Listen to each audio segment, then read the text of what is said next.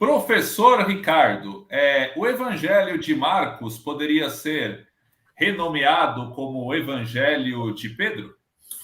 Há uma tradição que vem desde a patrística que conecta Marcos a Pedro pela via de João Marcos.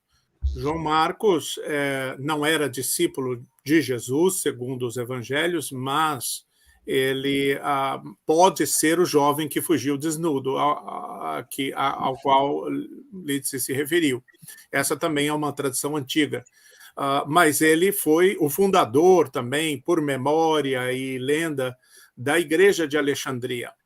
E foi uma figura importante, companheiro de Paulo na sua primeira viagem missionária. Depois eles se separaram, mas nas cartas pastorais, Paulo parece que se reconcilia com João Marcos, e ele foi lembrado pela cristandade como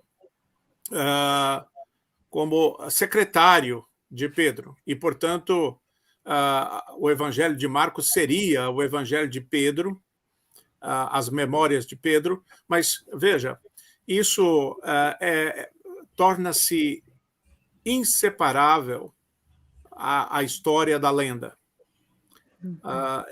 É muito interessante essa visão de que, por trás do Evangelho segundo Marcos, nós temos o testemunho, a autoridade de Pedro.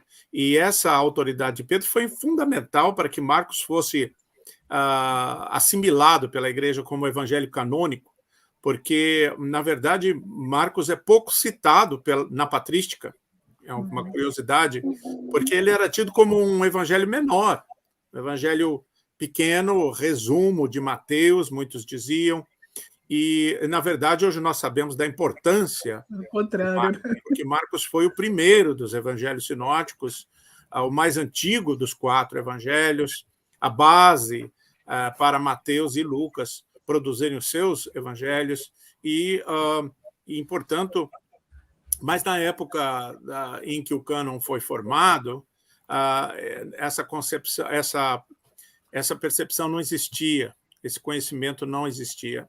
E Marcos foi incluído no cânon, enquanto muitos, nós sabemos que existem centenas de evangelhos, né?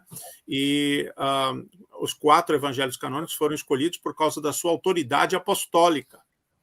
E como Marcos não era apóstolo, então fica aí a ideia de que por detrás de Marcos havia Pedro, e isso deu autoridade ao evangelho.